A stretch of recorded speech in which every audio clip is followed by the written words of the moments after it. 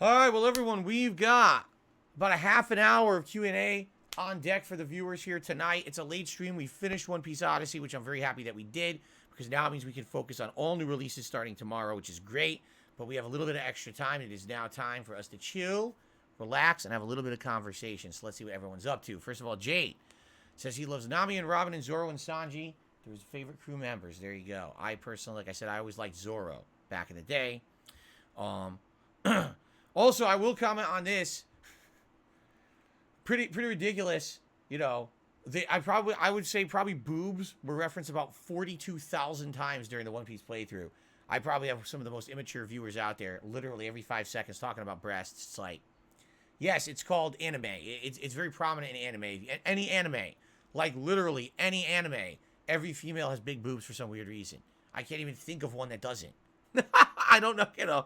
I don't know why, but everyone in the chat, oh, boobs, look at the boobs. You like the boobs? The boobs? Like, oh my God, I got to put up with this the whole 30-some hours of this playthrough, don't I?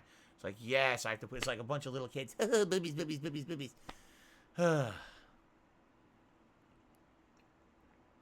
to some extent, I am relieved that it's over. I don't have to hear that, at least for a while, until we play another Japanese-style game, probably. Of course, I'm starting Like a Dragon Ishin tomorrow, so great. Anyway, so what do you guys want to talk about? Do I like regular bologna or sweet Lebanon bologna? I've never had sweet Lebanon bologna. I know nothing about it. So probably regular bologna. Okay. I'm going to ignore stupid questions, by the way. When will I announce the first interview for the DSP Reacts channel?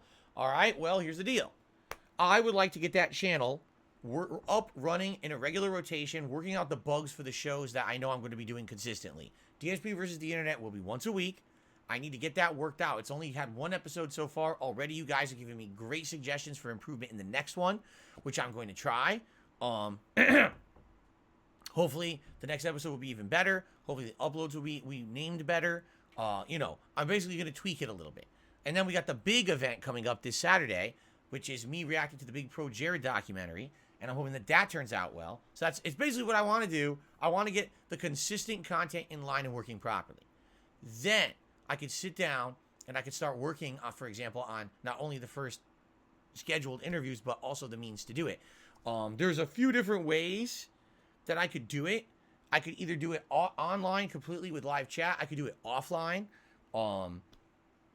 as like an offline, you know, deal, and record it and just upload it as a video.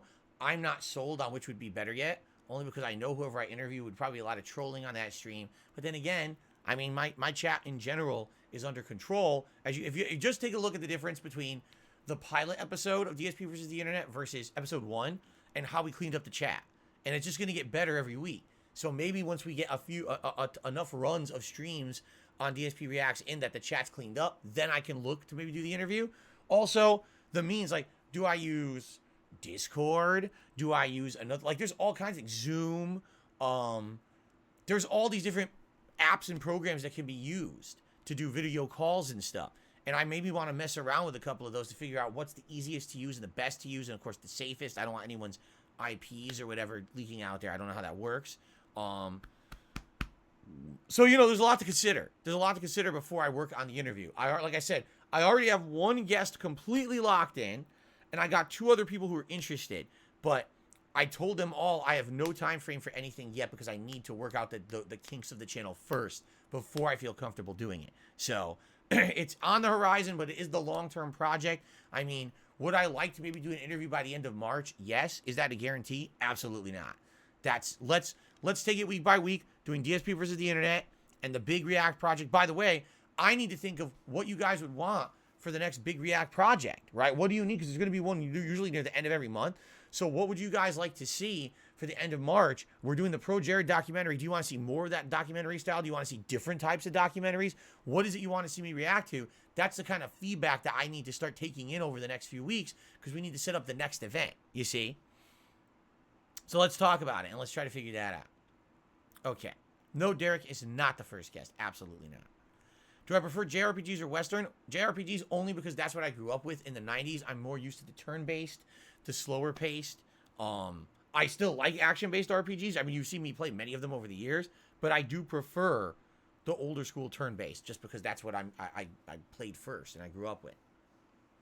Well, I react to Chris Chan. If you wanted me to, I don't know much about Chris Chan, besides what you guys have told me and a very cursory amount of information that I've seen on the internet. So, that's up to you guys. What is in the game rotation for the coming week? Tomorrow is Like a Dragon, Ishin, and Atomic Heart. And we're continuing on with Hogwarts. Plus, we've got DSP versus the Internet on Friday. We've got me reacting to the Pro Jared documentary on Saturday. So that's what's in the works for this week. Okay.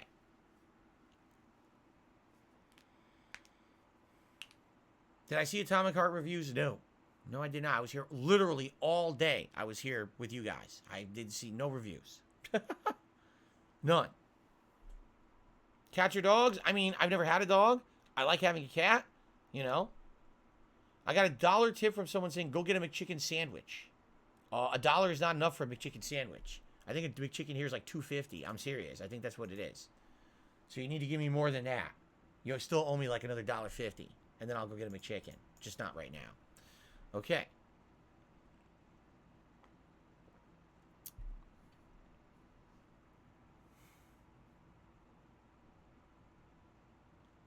You're right, I never played Octopath Traveler. It came out when I was playing Persona 5. And then no one ever really asked for me to play it after that, so I never did. I told you, with JRPGs, it's a unique situation. I grew up playing them. I love them. I would love to play them all the time. But every time I play a JRPG, we get the same complaints. It's too boring. There's not enough action. The story is too long-winded and is boring. The game's too long and takes too long to finish. We get the same complaints no matter what JRPG I play. We always get the same complaints. It doesn't matter if it's Dragon Quest 11, you know, Yakuza Like a Dragon, or Yakuza, I guess, Yakuza 7, a Final Fantasy game, you know, Earthbound. It doesn't matter what game it is. It's the same complaints. So, it is what it is. You know?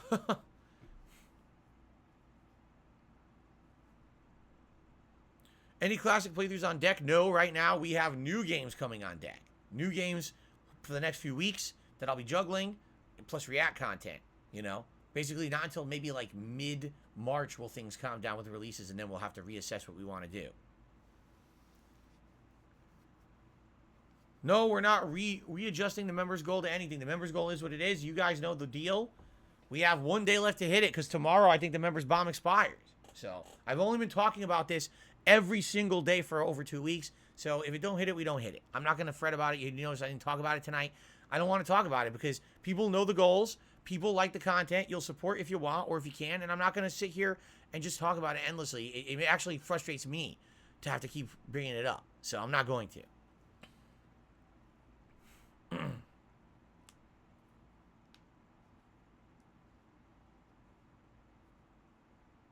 To just do you can't please everyone. I mean, exactly. The problem is foresighted.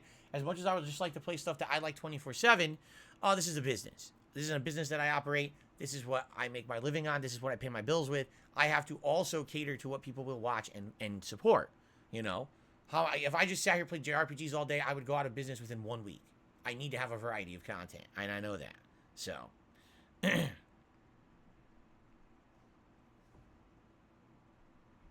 will other fighting games benefit from Street Fighter 6? I don't know. Street Fighter 4 was an absolutely, positively unique situation, correct? It was. And fighting games had still been coming out, but had been on a major decline for almost a decade.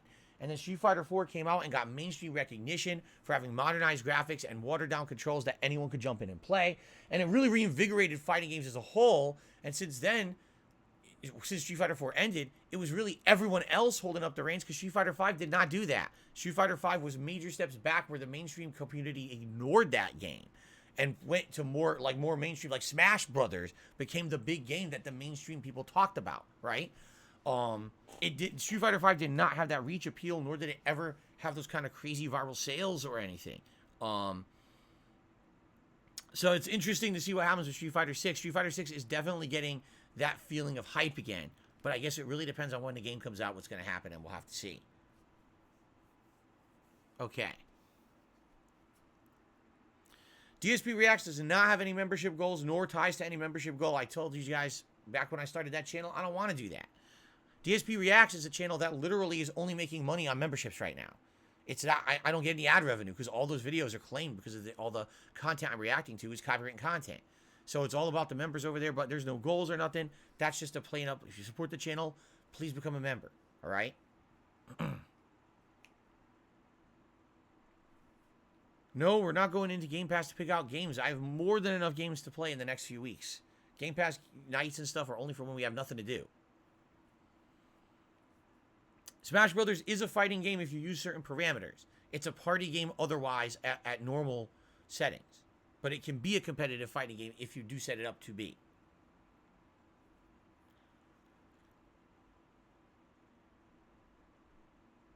As of right now, no, I do not have any plans to do DSP Reacts twice a week.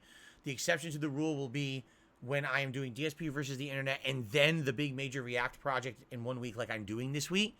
Outside of that, I only really want to do it one stream a week right now because I want to focus on games. Eventually, if people like that React content a ton and it does get more of a viewer base and more people become members, and maybe if it becomes more of my overall support level, then maybe I would put more time and effort into it. Right now, it's got a good start for the first week, but it is not nearly enough of a big amount of a chunk of attention or support to warrant more than once a week, you know? And even this week, I'm doing it twice this week, so. All right, Jade, have a good night. I'll see you tomorrow. Sounds good.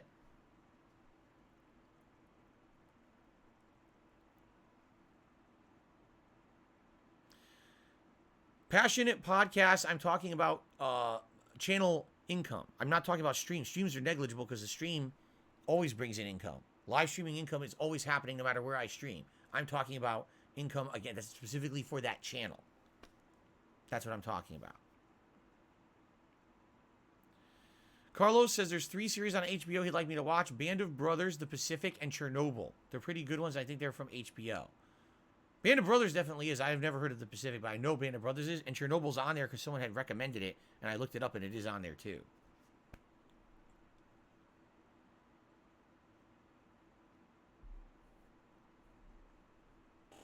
I don't know what Flying Disco is, so I guess not.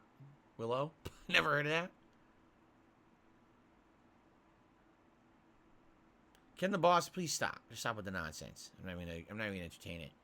It's such nonsensical stuff.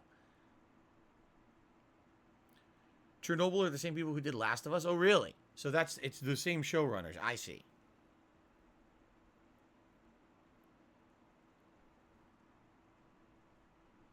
The way I see it, likely people are going to want me to react to new content, correct? Right now, the reason people are even caring about me reacting to Last of Us is because it's new. If I were reacting to old shows, I don't think anyone cares. I think the attention comes from me reacting to something that's new and we're all watching together, right? So, there you go. I think if I watch those old shows, no one's going to care. Yeah, I really feel that way.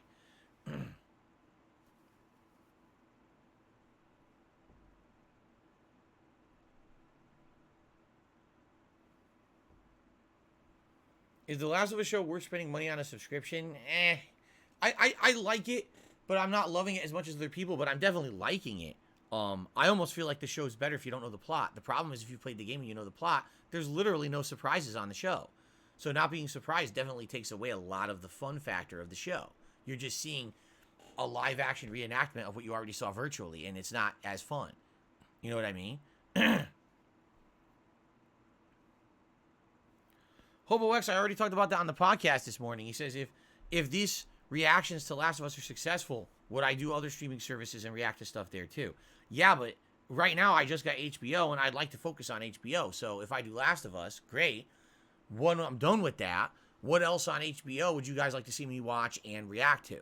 And I know you guys are going to probably say recent things like Velma or House of Dragons or other things that are similar, that are newer, right? You don't want to see me react to old shit. You want to see new stuff. So I would consider that. But no, I'm not going to be getting 10 on-demand services at once just to watch one show a month. Like, that's not worth it, you see. Long term, if there are different, shows going on different places, maybe I would. But again, it's also time as well. I can't be watching a million shows at once either. We have to pick and choose what I have time for. So.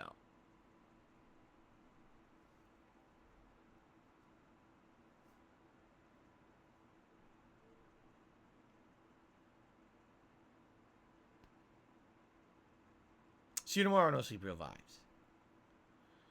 Uncle Buck. Uncle Buck's a great movie. I love that movie. I've never heard of Toy Story Midway Mania. Congrats, Vietnamese comrade, on getting a new PC setup. Sounds good. Would I consider getting a Dell laptop?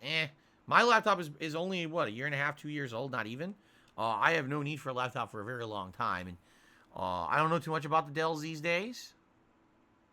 Primal is a much watch from HBO. Never heard of it. Jex Gaming, why would I review new games on a React channel? That doesn't even make sense. I've never seen Community. No, I have not. I think Game Pass is the better value from PlayStation over PlayStation Premium because Game Pass gives you new games.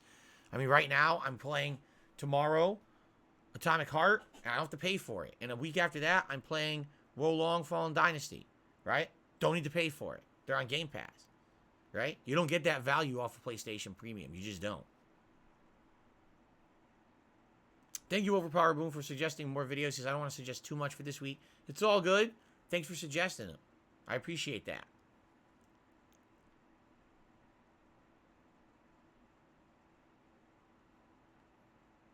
Thoughts on Alienware? I owned Alienware stuff ages ago, and it all was unreliable and fell apart. It just was way overpriced. But that was decades ago, so who knows if it's any good today, right? But for me, it wasn't good at all. How much value is a Nintendo Online, if any? Well, first of all, if you play any Nintendo games online, it's a necessary thing. I would say the base level subscription is quite good if you like classic NES and Super NES games, but you're going to get through them fast because they rarely add anything, right? Almost, it takes a long time for them to add anything to that console, which is unfortunate. I wish that they would add more, but usually it's like once a year they have a big drop, right? So, I mean, they just did it, right? They just added all those Game Boy games.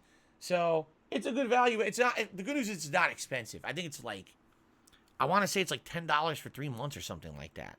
So it's not super expensive, and it's easy to drop in, drop out of that subscription program whenever you're going to use it, and then you could stop paying for it. By the way, guys, just so you know, it would be great if there could be some support tonight. I mean, yeah, I know we played One Piece earlier, but $10 in tips, $3 in super chats. Excuse me, it was $7 in super chats. And likes, you know, we have about 300 people on the stream and only 68 likes. It would be great if we could get some support tonight on the late stream. I know this was not Oblivion, but it would be great if we could get something. Thank you.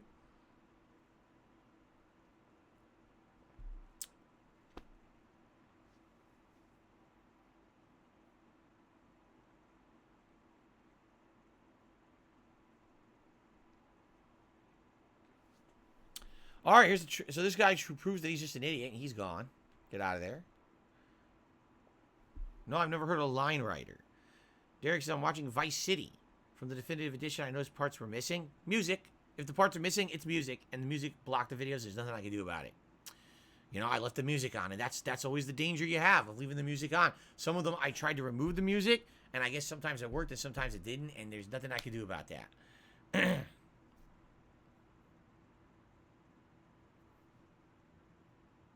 What do I think of the band Sublime? I liked them. When they were popular in the 90s, I enjoyed the band.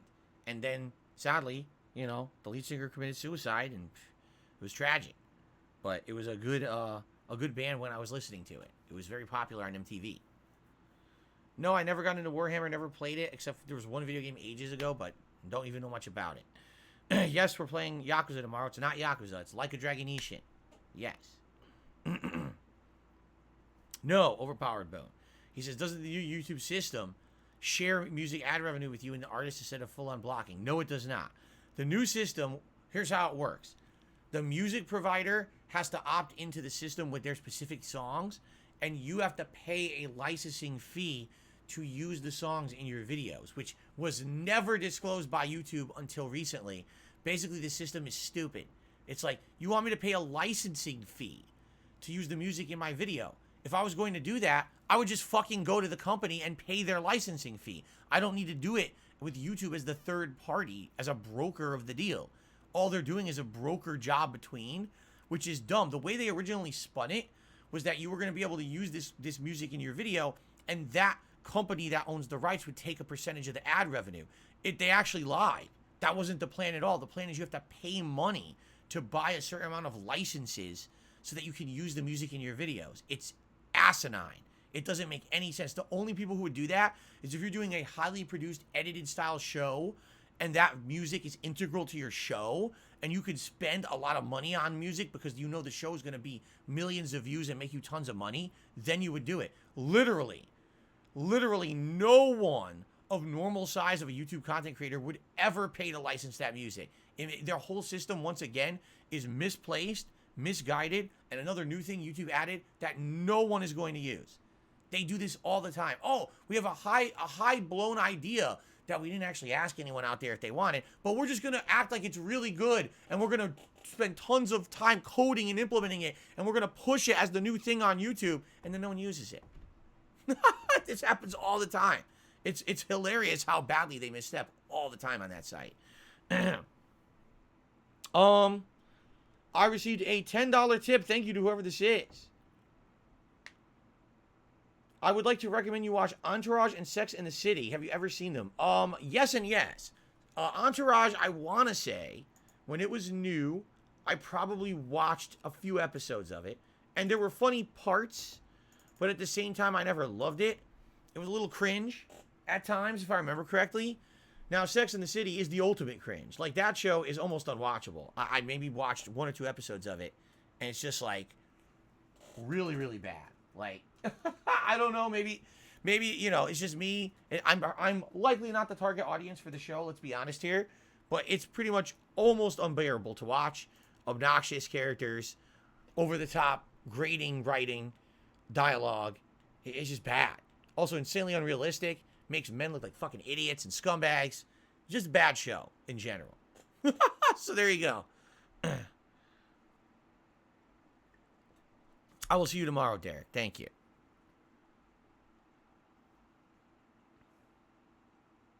Have I ever ridden on a sled? Yes, I have. When I was a child, I did have a sled. Because in Connecticut, there was a lot of snow, and you'd be able to slide all around on that thing. Went to the park. Went up and down my own drive. My own backyard had a big incline. So, yes.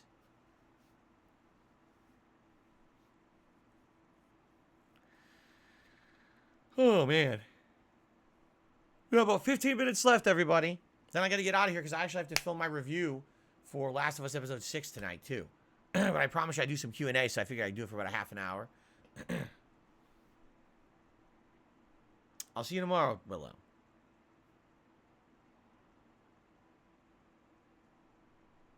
Unless you guys are done, because no one seems to be tagging me and talking to me. So unless you guys are done, then we'll end. It's fine. We can end early. That's fine. Have I been to Yale campus in New Haven? Yes. Yes. I toured Yale. I toured NYU. I toured Boston College. I toured, oh man, Fairfield University, because that's where I ended up going. I ended up touring a lot, actually. Quite a few colleges. And, you know, there was a time when my parents and I thought that maybe, and even you know, people in my school thought that perhaps I would actually be able to get to an Ivy League school because I was the valedictorian of my high school, and I had a bunch of extracurriculars under my belt. I mean, I was, you know, high honors, advanced placement courses, tons of community service. Like I volunteered at a Jewish home. I did Habitat for Humanity. I was in the school musicals. I was in various clubs. You know, a ton of shit. And, you know, everyone thought. And then no. Didn't work out. I applied everywhere and they were all rejected me. Not on scores or anything like that. It was literally because, I hate to say it, again, here we go again. I hate talking about this, but in America, the university system is a scam. All right? If you want to get into an Ivy League school, you need to know someone to get in. All right? You need to already have been grandfathered in because your family already went there, or you're in a rich family. You know what I'm saying? Or you need to, it's like hitting the lottery almost. And in my case, my parents weren't rich. They could not foot the bill for the tuition. I would have to apply for financial aid. So they look at various criteria when they try to determine who gets in where. And I applied to a bunch of Ivy League schools and got rejected from every one. And when I went, I had a teacher at my high school that was kind of like my mentor. And I talked to him after the fact, and I was like, I'm really sad about this because I worked my ass off here in high school. And why do you think I didn't get in? He told me, don't be discouraged. It's not you. It's the system. You're white. You're not rich. And you don't know anyone. You're not going to get into an Ivy League school as hard as you try. Because there were kids who got into my Ivy League schools at my college, or my high school. They were minority sports players. They got in. That was it. No one else got into an Ivy League school. Nobody. So, that's what I mean. It's pretty messed up. That was basically the system back then. I don't know how it is today. That's how it was back then. You know, it sucked. Work your ass off and literally get passed over because you are not a sports player and you're not a minority. And that's what happened. It was fucked up, actually. You know, people looking at the people. Okay, here's the graduating class, and the only kids that got into Ivy League schools were 2 athletes who were minorities. What a great system we have, right? It's pretty fucked up. So, yeah, it was terrible. But what are you gonna do? I worked my butt off and got nothing for it, really. That's my whole academic career is pretty much, you know. That's why in college I didn't care anymore. When I went to college, I was like, why am I busting my ass? When I got nothing out of it for high school, why the hell would I care about it in college? You know? And good thing I didn't. Because, again, it was the same rigmarole in college. I was told, if you don't know someone who already works at the company you want to work at, if you can't afford to do a unpaid internship to get experience, you can never get hired. Well, I couldn't. I had to work when I was in college to pay for college. So I fucking couldn't do an unpaid internship, you know? Shit. It's just shit. It's not me trying to say bias. It's literally my life experience that I had growing up. The education system in America fails Americans. It is so focused on things that are not, so should be focused in an educational environment, but that's what it focuses on. It's fucked up.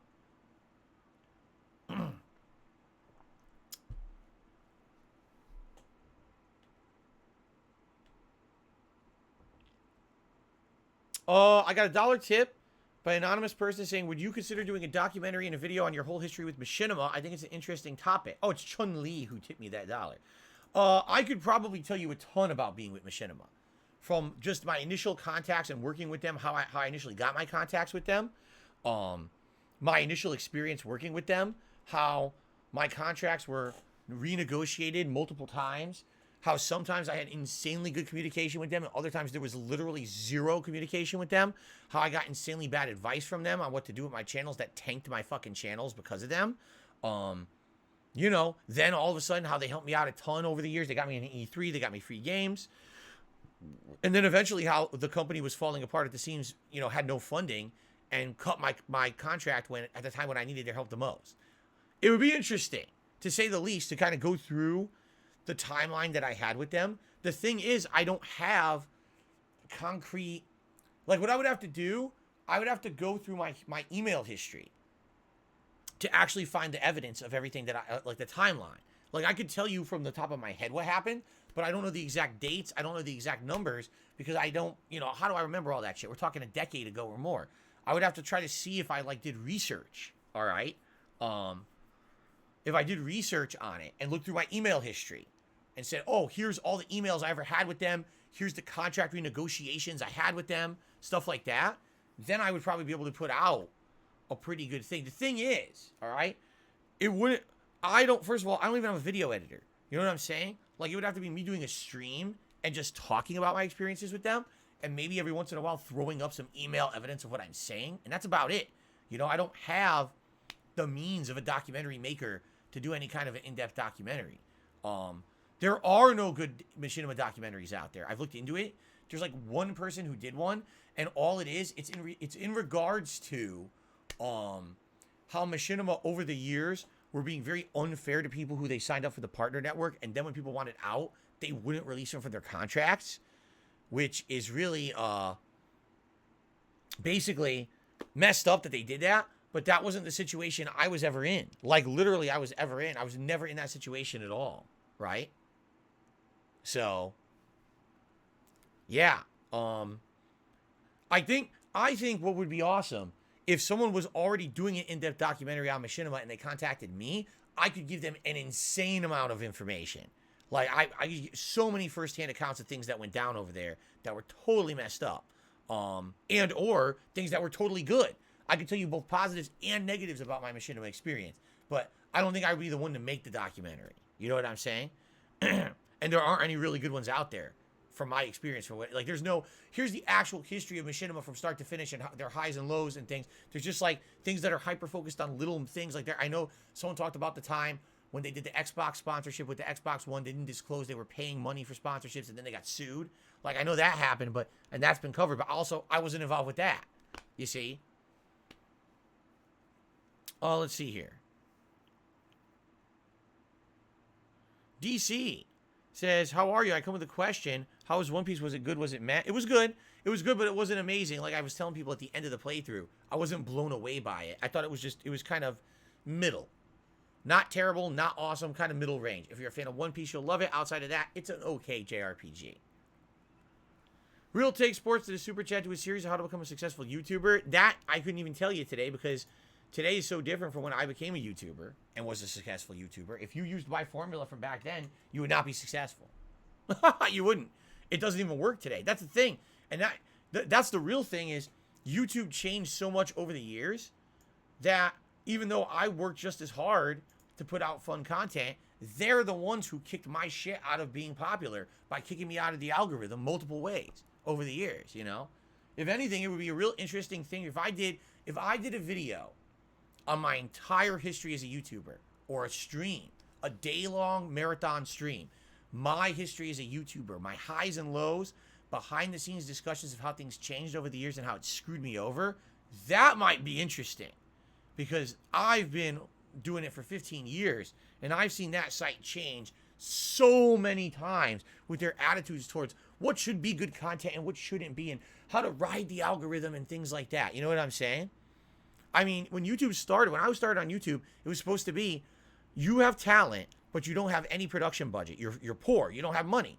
So you have a means to now show your talented content to the internet, and you get noticed, and now you're popular, right? That's what it used to be. Then they literally changed it into YouTube is your own TV station. So have a budget, have production value, have all that quality, and produce your own TV shows online. That's what it became.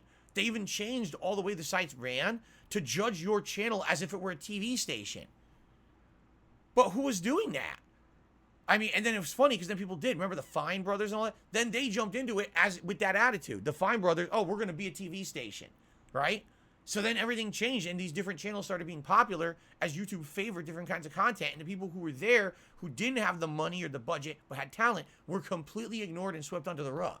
It's pretty messed up how YouTube changed over the years and destroyed people's businesses by changing their site.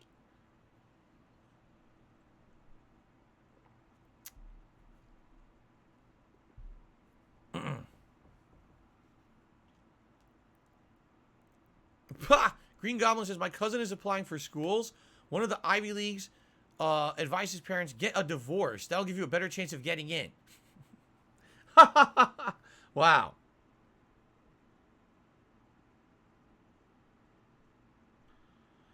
I did see that, Overpowered Boone. I saw your comment. He said he gave me some suggestions on yesterday's podcast, like how to title the videos and linking videos. Yeah, I saw that.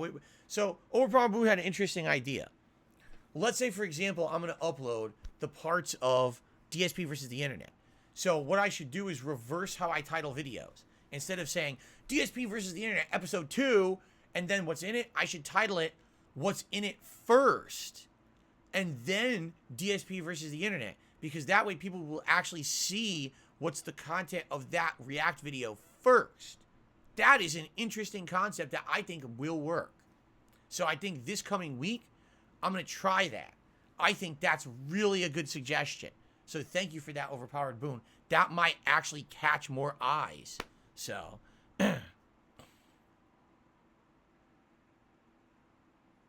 Romy Rose says, did anyone suggest Mayor of Easttown on HBO? No. He says the crime series. Interesting. Didn't hear about that one. Yeah.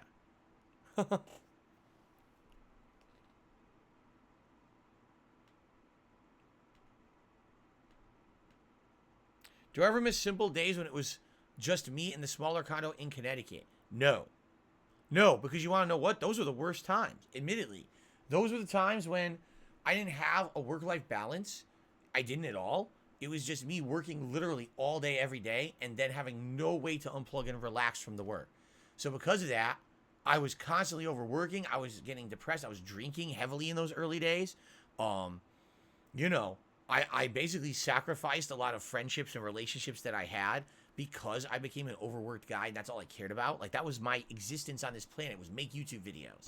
Today, I have a family life. I have a meaningful life outside of my YouTube presence, and I'm happier now. So no, I did not like those YouTube days back then better at all, actually. I think my life was much worse back then.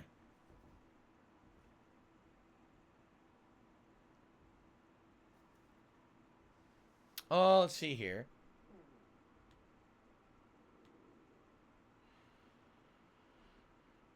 Someone, the Dollar Tippy says, hashtag Straw Hat Crew, congrats. Look, there's a tree. Okay, I don't know what that means, but thank you very much for the dollar tip. Look, there's a tree.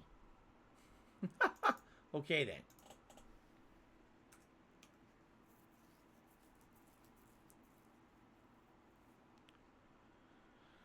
I don't know much about it. Green Goblin says, would I ever consider moving to a place like Rumble? I've heard that Rumble is trying to be a viable alternative to YouTube, but I just don't know much about it. I don't know about live streaming over there, the video service. Like, it sounds to me like they're trying to be Blip again, like another competitor to YouTube, but Blip failed so miserably. I'm very apprehensive about considering it. Maybe one day I would be. You know, maybe one day I would consider, maybe I should go to another site like that. I don't know.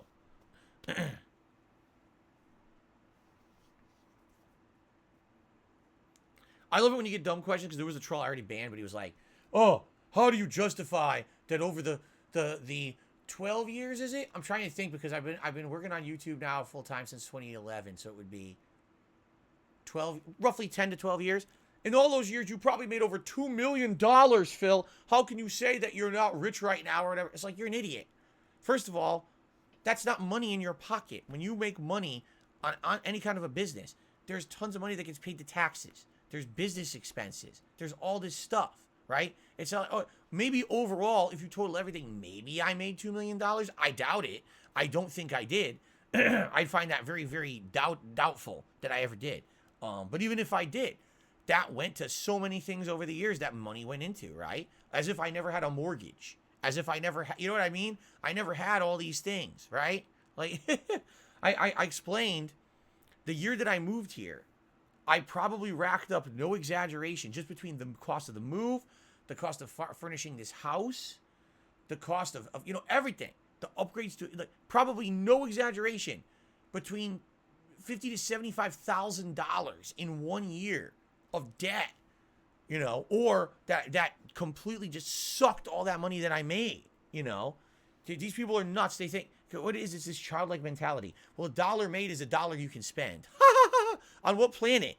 On what planet do you make a dollar and you don't have to pay anything? Are you out of your mind? Maybe if you're an 18-year-old kid who still lives with his parents, and he's got his first job, right? And he fucking is making money. All that money's for me. Yeah, maybe for you, kid. But adults have fucking lives and responsibilities. When they make money, it goes to things around them. And that's what's happened to me over the years, is money just gets pissed away on this and that. And, you know, now I'm in a situation where, you know, I've got, you know, a lot of times things are tight financially because of bills and back things that I owe and that I'm still trying to get caught up on. And every single time one of these things happens where someone tries to screw me over with money, right? False copyright strikes, you know, screw with my identity theft and screw with my financials and shit. And all my arrangements for payments and things get screwed up. And that, you know, it just, every time I try to get to a point where I'm good, I get screwed over again by someone else or something else, you know? So I'm working on it, but I'm not there yet. But maybe soon. I guess we'll see. Real Take Sports to the Super Chat says, doing the ups and downs of YouTube would be a good event. It could be a day-long event, trust me. Like I said, what I would have to do is map out the time frames of times that I did things on YouTube and how the attitudes changed and how everything was different over time, between income levels, between attitudes towards me and my content, you know, working with a partner network, etc. It's been a very, very interesting ride. All right, guys, last question, and then we're getting out of here. I'll take one more question tonight. Thank you to those who did attend and support the stream.